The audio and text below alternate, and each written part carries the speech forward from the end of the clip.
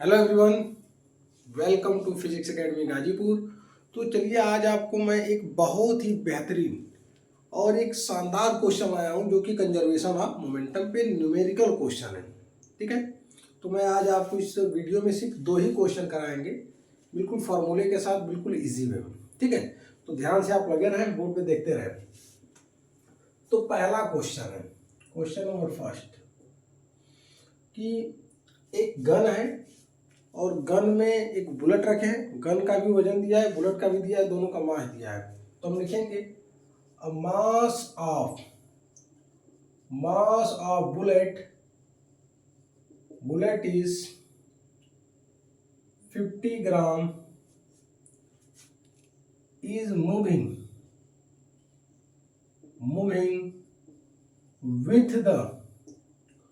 with the velocity of 50 meter per second, comma, if the mass of gun is 2 kilogram, find recoil velocity of gun। तो बच्चों देखें, recoil velocity की बात कर रहा है ना, तो फार्मूला हम बताए थे v is equal to m1 v1 upon में m2 बराबर v2।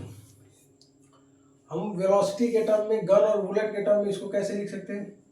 vg is equal to mb vb upon में mb।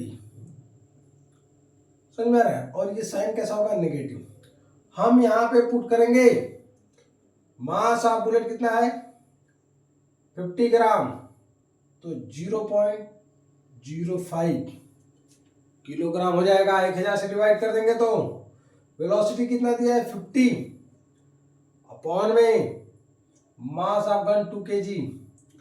वेलोसिटी ऑफ गन बराबर नेगेटिव साइन, 0 से 0 कैंसिल आउट, 5 5 जा 25, 2.5 by 2, 2 1 जा 2, माइनस 1.25 मीटर पर सेकेंड। इस वेलोसिटी से ये पार्टिकल जो है, ये गन जो है पीछे की तरफ रिकॉइल करेगी, उसको बोलते हैं रिकॉइल वेलोसिटी। साइन कैसा होगा? नेगेटिव। कैसा होगा? नेगेटिव। आप देखिए क्वेश्चन दूसरा मैं पुटअप कर रहा हूं यहाँ पे कि दो बॉल है, बॉल ए है और एक बॉल बी है। बॉल ए का जो मास है 20 किलोग्राम, बॉल बी का मास है 30 किलोग्राम, या फिर इसको कर लो 10 किलोग्राम। इसकी वेलोसिटी दिया है 2 मीटर पर सेकेंड। अब पूछा what is the velocity of B, या फिर इसकी वेलोसिटी ना देकर इसकी वेलोसिटी दे दिया 2 मीटर पर सेकेंड। तो हम निकाल लेंगे रिकॉइल। तो v2 बराबर m1,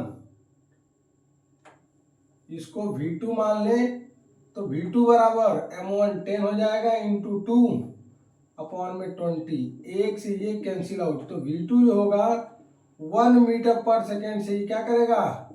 रिकॉइल करेगा, पीछे झटका मारेगा। ध्यान देते रहिएगा, रिकॉइल पीछे झटका मारेगा।